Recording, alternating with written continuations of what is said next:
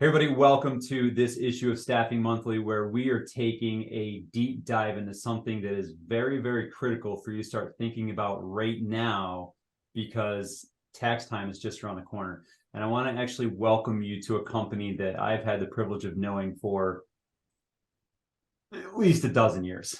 And they've actually been a tax credit partner of mine in the staffing industry for that time. And they've been what I consider my Sherpa, my go-to to help me understand the nuanced world of tax credits and all of these different zones that are out there across the United States. And I just want to actually welcome Jason Muehleck and Tracy Tate from Verrain. Jason is the Senior Vice President and Tracy is the Vice President of Operations over there at Verrain. And Jason and Tracy, just welcome to Staffing Monthly, and thanks for taking time to talk tax credits with me today. Dan, thank you. Absolutely. You're welcome, Dan. Thanks for having both Tracy and I.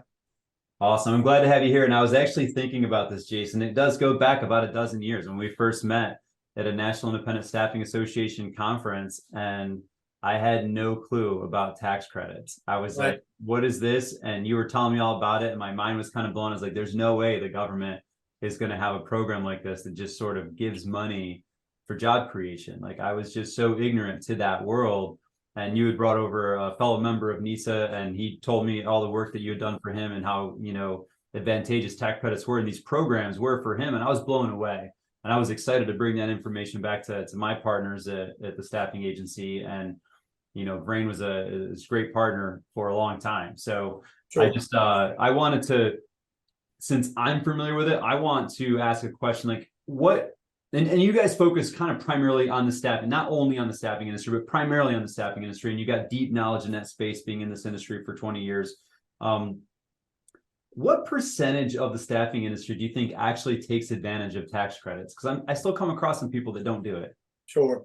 Well, I mean, it's a good question. And from a percentage standpoint, I would like to think that there are a lot of the companies out there are taking advantage of the program. But like you said, Dan, Tracy and I run up against people all the time that just don't believe the program to be as easy and simple as it is. And I think that's what's always been frustrating for Tracy and I when talking to customers out there is, hey, look, it's really simple. If you're hiring employees, you are eligible to participate in this program, the Work Opportunity Tax Credit Program. The program's been around for 45 plus years. It's had different names in the past, but it's always been about incentivizing employers to hire employees that need that help or have a barrier to employment. And so when you sit down with somebody and say, yeah, Uncle Sam's going to pay you to hire these individuals that you're hiring every day anyway, it's sometimes hard to get them to see that it's really that simple.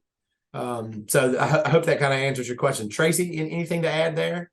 Well, I think that was a great answer. And, I totally agree with you. When I came on board, I obviously am not a salesperson, but kind of have joined Jason in that realm. He is really good at that.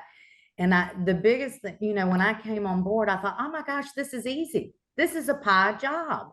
And then when we got out on the road, I thought, oh my goodness, nobody understands, nobody believes.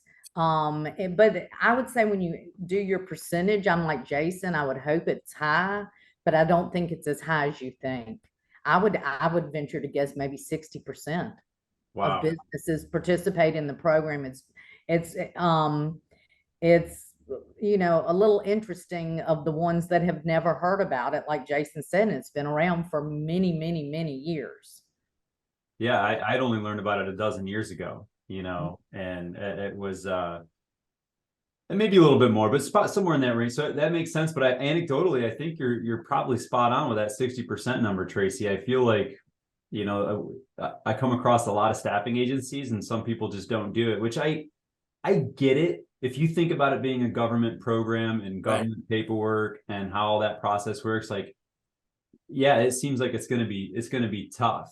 But I know from experience that it is easy working with a partner like Verrain. And I'm not trying to make a commercial for you, but like, you guys have a process, like you've mastered this. So let's talk about how hard or how easy it is. So what does the staffing agency need to do? Like, what is the work that they have to do? And then what do you do on behalf of the staffing agency to make the process easy? Sure. So for the staffing client, it's, you know, it's very easy for the employer. You know, it's one of two things. Obviously, we know that some companies still do the paper process. They haven't fully integrated and gone online for their hiring process. So with that, they would have them fill out the federal 8850 form, and then a release form that we have generated to. I think some people are intimidated because it is a federal form. So we developed a form that answers or asks the questions in an easier manner so that it's basically to the point. And that way we understand better what that employee, what benefits they may be getting that will in turn make the employer eligible or that employee eligible for the program. And step one would be fill out the paper, or we have a total online platform that they can either embed into their hiring process. They could send the employee an email link with our online platform, or, you know, if they, we have found a lot of staffing agencies may have a dedicated computer in their office that this is where an employee sits and fills out all their paperwork. You know, they could put our platform on their computer, the employee pushes a button, and that's it. From there, the only other thing that we really ask of the employer is that we get a monthly payroll file from them. And the reason for that is for us to generate a compliance that they hired 50 people and we received 50 forms. Because obviously, if you're missing out on those forms, you're potentially missing out on tax credits. Other than that, I think that goes into a good point, you know, and Tracy, talking about how a majority of the consultants in this world, in this field, make their money. Tracy and her team are completely contingency based. So that's what I want everyone out there to understand. If Tracy and her team does not produce tax credits for your company, we do not charge you for our services. Everything we do is contingency based. Now, I can't say that about everyone in the tax credit sector, but I know for us, that's the way we have been and the way we will always be. We also don't implement setup fees. We don't have any contract fees, nothing like that. Everything is contingency based. So for us, that guarantees, you know, our clients that our staff is going to work really, really hard to make sure we get every single tax credit that we can for that company.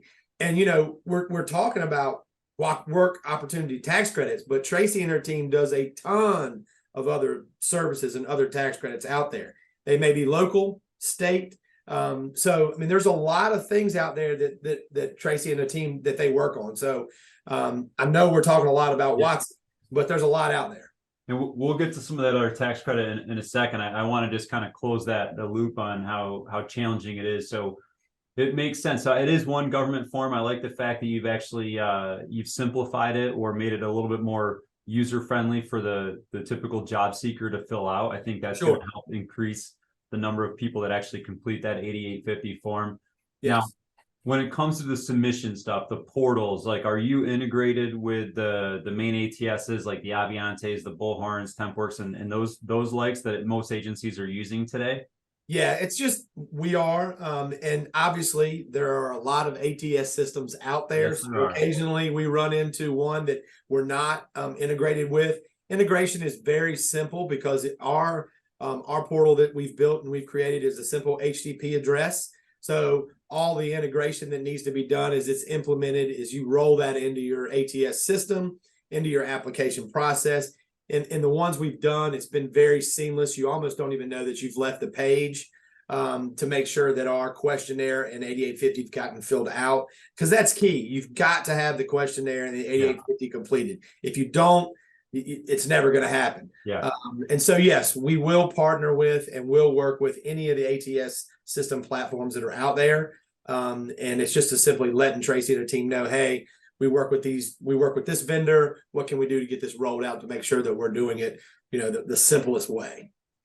That's great. Now, last thing on that. Now, just because the agency completes the 8850 and submits it over to Vrain and you do all your compliance checks, which I love that it's contingency based, that like de-risks the entire Correct. process, you know, which makes that 40% of the industry that's not doing it, like Right. you could at least do this and try it. Right. But once they do all that, there's no guarantee that every employee is going to qualify. So can you just speak to that really quickly? Like, you know, what eligibility looks like and, you know, kind of how that process might work if you think someone is eligible, but you need some other piece of information like that. Like, Sure. Yeah, go Sure. ahead.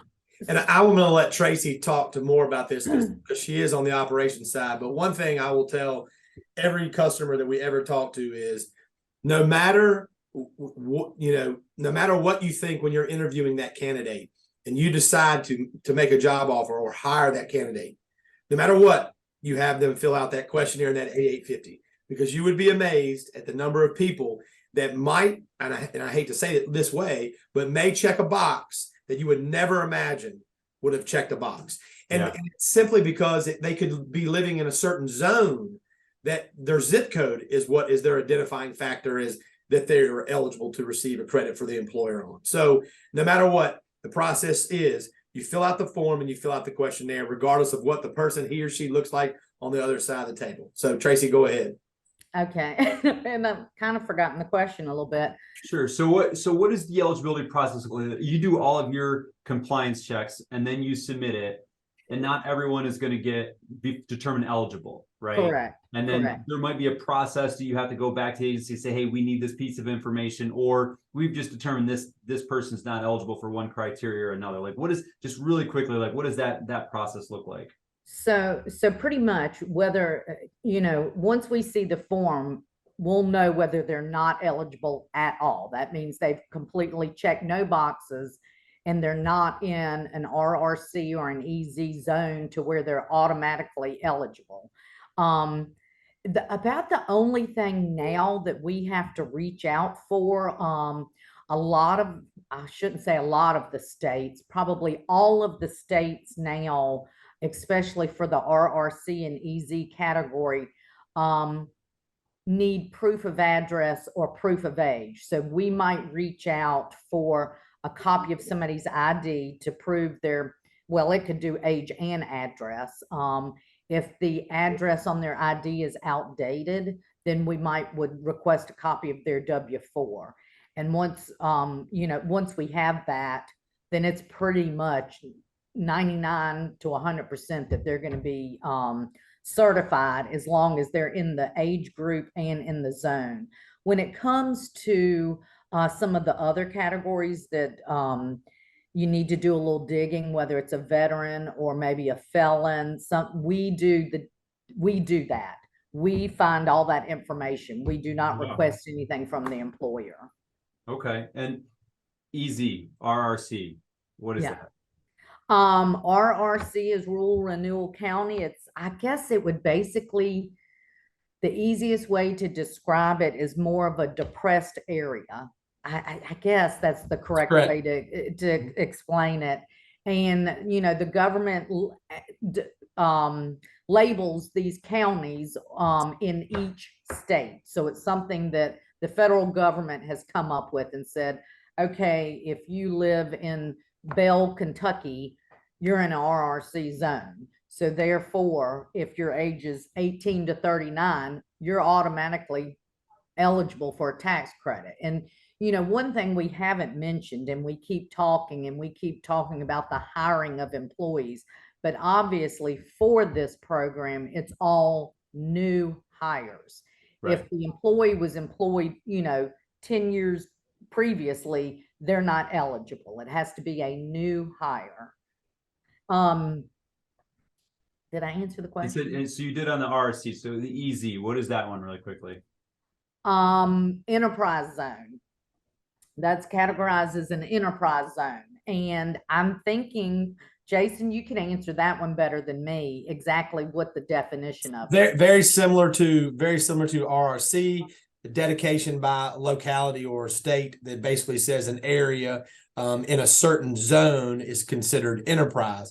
And so what they'll do is and that changes just like the RRC zones. They change, they update, they fall on they fall off. But anybody that's working or from inside those zones is considered a tax credit, meeting certain criteria. So, and those fluctuate. And again, Bahrain has a system that's built in place to basically automatically check based on zip code whether or not you're working or living in a particular zone that could meet some of those criteria. So basically, really what it's doing is the government will just look at a big map and they'll say, hey, here's an area where we'd like to see some economic stimulus. That's correct. And maybe employing a certain demographic of person, or maybe stimulating, business activity or enterprise in a certain area. And then they just say, hey, we're going to put this tax credit out there because we want employers that have the ability to hire to choose to hire people that fall in these brackets because that's good for the government. So it's not. So if you're targeting employees that fit in those zones just to get tax credits, like you're kind of doing what the government wants you to do in that regard, right? That is correct. And the enterprise zones are basically, and you spoke to this, it's a driver for people to start new industries. So a lot of companies will go out there and simply look at where are these zones, where are these enterprise zones or these RRC zones, because they know if they start a company or start employment there, they're gonna be receiving these tax credits behind it, which is a plus.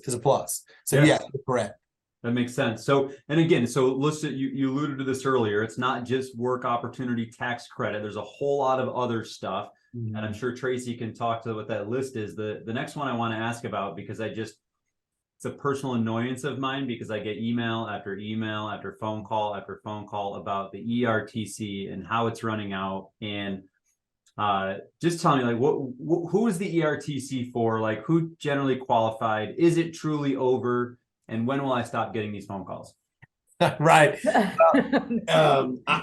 It is going to end, Dan. I assure you that the phone calls will stop, as will the mailings and the direct marketing campaigns. One thing that I think that I know Tracy and I are super proud of is that Bahrain was one of the first players in the game when it came to the employee retention tax credit. It, in short, and not to bore all your viewers, was simply an incentive that was created for employers that continued to operate their business and pay their employees during the COVID pandemic. We have been astonished at the number of employers that are meeting the eligibility requirements created by the federal government. This money came from the CARES Act that Donald Trump and his administration it rolled out, and the program is still in operating, although the end is in sight. So we're telling anyone that has not taken advantage of this program that they seriously need to take a look at it. It has. I'm always on the fence about these free programs because nothing in this world is free. That's your story. But I can tell you that the ERTC program has been a huge benefit and has helped companies survive the pandemic.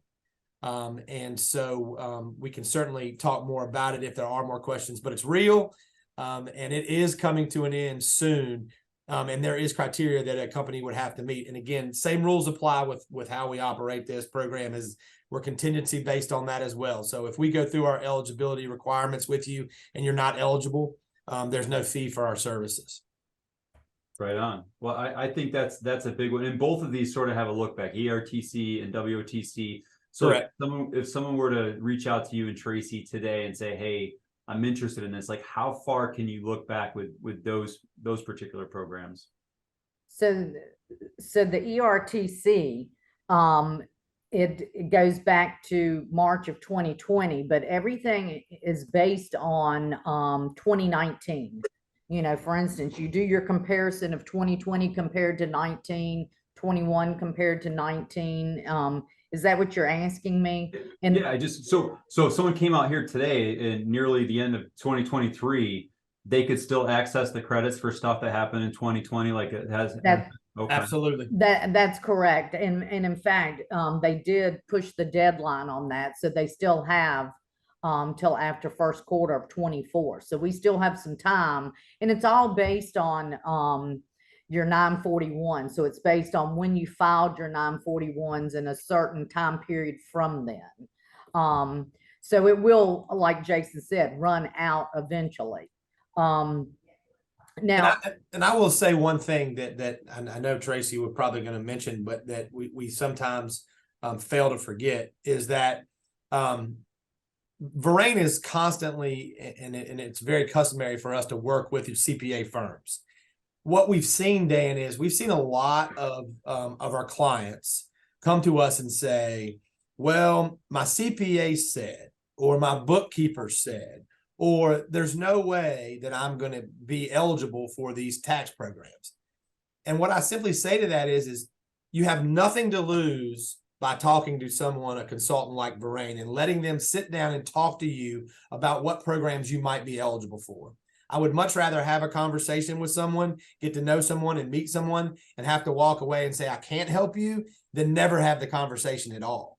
And I think that that's one area that people need to remember is CPAs live in a tax world. They don't always live in the tax credit world. That's true. So that's what we do. We live in the tax credit world. I don't wave a flag and claim to be a CPA because we are not CPAs. We are in the tax credit world. And so we work very closely with the CPAs, but there have been numerous circumstances where we've had to educate the CPAs because they don't understand credits. That's not the world they live in. And we work together with them daily to make sure that everyone is on the same page and that everything is handled correctly, because we certainly never want to get into capturing a credit that would ever be disallowed. And that's never happened to us, but it is something that we watch carefully. For us, it is very black and white. There is no gray in the tax credit world. It's black and white. So I just want to make sure that everybody understands that. And that makes sense too. And let's roll over to Tracy to talk through what are some of the other tax credits. Obviously, ERTC and WOTC, they're the big ones. They're the ones that most people hear about, know about. But there's some other stuff that you work on. So, and I know it might be nuanced to certain pockets of the country, but like what else do you work on, or can you help agencies get access to, Tracy? So obviously the first thing that we would do for a potential client is we would get their address and we would research where their location or locations are and go from there. Because like you said, there's a lot of local and state incentives that are based on your locality. It could be just an hiring credit because you're in this locality and you hired people for a certain time period, you can get a tax credit. Another large one that we've worked on and don't have the opportunity right now because of the COVID credit is federal disaster zone credits. Yep, I remember that. Yeah, and obviously since the ERTC came out, the disaster credits have kind of been put on the back burner. They do go back though and do retroactive. I'm hoping through mid-24 when things start panning and slowing down for the ERTC that they'll start, because there have been a multiple amount of disasters in the United States in the last few years. It could be a hurricane, it could be a flood, a fire. And that's another thing that's basically based on the federal government will say, like Hurricane Katrina in Louisiana, it was declared a federal disaster. Any business that's in that location can get a tax credit, and the credit is very similar in figuring to as the ERTC. It's kind of a similar process. It's based off of all your employees and but those are the main ones that we've worked on. And like I said, until we know the location of an employer, then, like I said, we delve in and we see what else might be out there for them because of their specific location. So I love that. And I actually, when I'm sitting here, I think I'm a planner. Jason's known me long enough. I'm going into Q4. I'm already laying out my strategic plan for 2024. And part of the strategic plan is getting ready for tax time, in Q1. And I almost think that contacting a partner like Verane, right, in Q4 and saying, hey, here's all of our locations. Here's maybe a location we added this year, or here's a pocket of people where we're hiring in this particular area of the country, like, and almost doing it at this time of the year and let you do that research, even if we're an existing customer, right? And say, because you're not always going to know when we open up locations and do all of that stuff, to let you basically do that double check kind of near the end of every year. So you can say, okay, yeah, you guys have all these credits that you could be eligible for. Get us these forms or get us this information, by the year end. And that way you can help us put that. I basically get it filed. I was going to say put the packet together for the CPA, but you guys do all that work. So basically get everything filed and then communicate with the CPA so they know what's going on for tax time. I think this basically working with Verame is a good year-end check, part of that strategic planning process. Yeah, we like to sit down with our customers at the very least quarterly, because as we know, in the staffing world, things change. You may add a new customer, you may subtract a new customer, you may be opening a new site, you may be working in a new state. So we really want to sit down with our customers quarterly to get kind of a blueprint, where they're going, what they're seeing, what they're anticipating. And Tracy mentioned some of those credits. And those credits are constantly evolving from the federal government. So again, it's up to your consultant to maximize those credits. And that's where we hang our hat, is because, listen, we're all about maximizing credits because that's how we get paid. Yeah. And at the end of the day, that's what we're about. And so I know when I lay my head down at the end of the night, that Tracy and her team have maximized an account.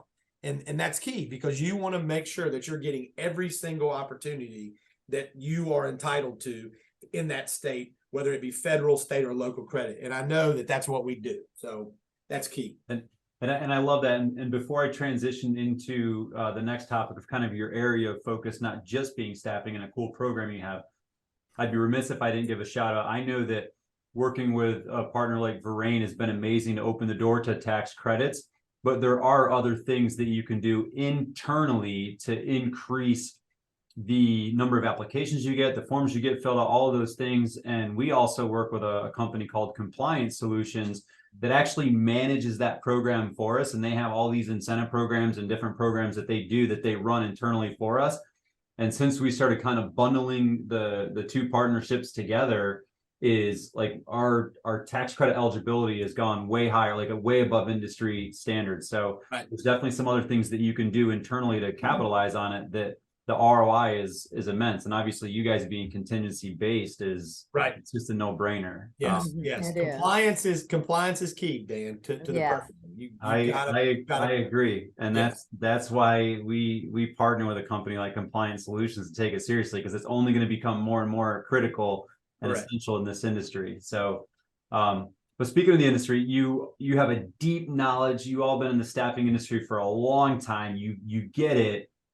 But you don't only focus here. So you have a deep connection with staffing, but you also offer these tax credit consultancy services to other industries. You want to talk specifically about that, and then also mention that program you were telling about on how you collaborate with your customers to expand the program to their clients? Sure, absolutely. And like we spoke of, our niche has always been staffing. We know staffing, we're in staffing, that's what we do. So we consider that a competitive advantage. I know when I'm sitting down with a staffing partner, I understand their business. I know what they're dealing with on a day-to-day basis. That's what separates us from everybody else that's in the tax credit world. But that being said, Tracy and her team service employers all over the United States. So I don't want people to sit there and think, well, this is just the Virginia boy in Virginia. That's not how it works. We're working with companies through all over the United States. And they do everything, whether it be manufacturing, whether they're in production, whether they're simply in an office setting, a call center setting. It doesn't matter to the federal government what sector of work that you're in. If you're hiring employees, again, you're eligible to participate. I've talked to a lot of clients out there too, Dan, that say, look, Jason, I just don't hire that many people. I may hire 5 or 6 or 7 people a week, or maybe 5 or 6 or 7 a year. It doesn't matter to Verane what size your business is, because if you're hiring people, the potential is there for you to be eligible for these tax credits. And at the end of the day, we want you to win. We want you to get those tax credits, because that's what you deserve when you're hiring these certain barrier individuals. But the program you talked about too, Dan, is like we realized that we're servicing all these staffing customers. Well, who better than to spread the word about Verrain in our program and our operations than these staffing providers, because they're dealing with these industries that most likely aren't participating in the WOTC program. We talked earlier in the program about, 60% of staffing. I assure you that 60% is lower when you start to talk to the general public and their businesses. They're just not educated about the tax credits and opportunities that are out there. So what we found is we simply partner with the staffing provider and say, hey, let your client base know about Verrain, about the tax credits, and then set up an introduction. And then we end up helping that customer, which, as you know, Dan, in the sales world, goes right back and benefits that staffing provider. Yes, it does. That's huge. That's huge. And that's been successful not only in the work opportunity tax credit world for us, but in every tax credit recovery item that we touch, we've been able to help some of our customers' clients. And that goes a long way. That goes a long way. I think it makes a ton of sense. And I think it's smart for Verrain to use the staffing industry as a distribution channel or distribution partner to get those services out there. And it is. And obviously we talked about that there is sometimes opportunities for the staffing agency to qualify an employee for certain tax credits. And then when that employee might get converted on to their client, the client may have an opportunity to qualify for those or other tax credits as well. So and I think that's an amazing thing. And I want to go back to the kind of reemphasize the fact that these are government tax credits. The government wants you to do this. That's why they're putting that money on the table, because the government needs this work done, and they're outsourcing it to the private sector, because the private sector is better at creating jobs and hiring people. Should be. Yes. So I think that's an important. I don't want to say double dip, because double dip sort of seems cringy, but it's there, and Verrain is going to be the compliance partner to make sure that both sides of that can get the money that the government has made available for them. Right. In a compliant manner. And I think people, Tracy talked on this earlier. I think when you talk to individuals that maybe have a little bit of a concern with operating a program like this, anytime you mention the federal government, anytime you mention the IRS, anytime you mention CPAs or taxes, people want to turn around and run the other way. Exactly. But these incentives have been created for employers, and I promise you and I assure you that the Fortune 500 companies of the world are taking advantages of these programs and are receiving millions and millions of dollars in tax credits. So it always seems smart to me that regardless of my size of my industry or my business that I operate, I should be taking care of these programs, taking advantage of these programs, because everyone else is. I promise you. So and it's simple. It's simple. So and Tracy and their team help you in every step of the way. We handle all the compliance, the paperwork, anything, audits. We're there to support you and back you in an audit. I mean, it's just, we've got this down. So it's that simple. I love it. And I think that's a great spot to land the plane. So if someone here listening to this is maybe in a program currently, but they want to get a second opinion, they want to reach out to Ray and say, hey, I don't think I'm getting everything out of my program as I should, or maybe they're one of the 40% or so that's not actually doing this yet, and they want to take advantage of this. What's the best way to get in touch with you or Tracy? Tracy? Oh gosh, phone or email, either one. They can get. I can get the numbers and your email right on page here. Is there by chance, and there doesn't have to, but is there by chance like somewhere they can go to almost like just schedule an appointment for like that initial audit that you'd mentioned at all?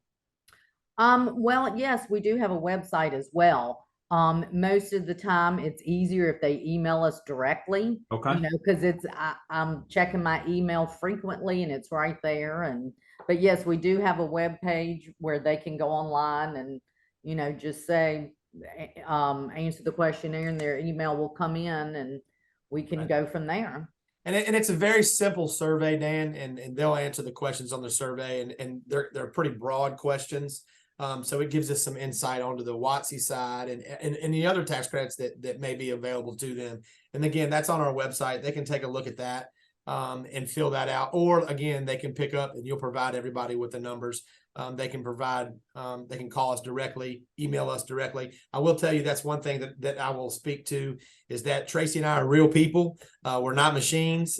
We answer our phones, we answer our emails, we respond to our clients. We've got a fantastic team. That's where I think we've been so successful since 1975 is because we're real people. And we know what we're doing and we're good at it. So I just want to remind everybody. And our web address is easy. It's braintaxcredit.com. So you can take a look at us online and read some things and hit us up, and we'll certainly call you and write you back. Awesome. And I can attest to that. They are real people. I've worked with them for years and they're attentive. I feel like if you're a customer of theirs, you're going to feel like you're the only customer they have. So Jason, Tracy, thank you so much for taking time out of your days just to kind of walk through the nuanced world of tax credits and maybe give our listeners some preparation steps that they should be thinking about as we head into tax season in just a few short months. So thank you for being here. Thank Absolutely. you. Thank you, Dan.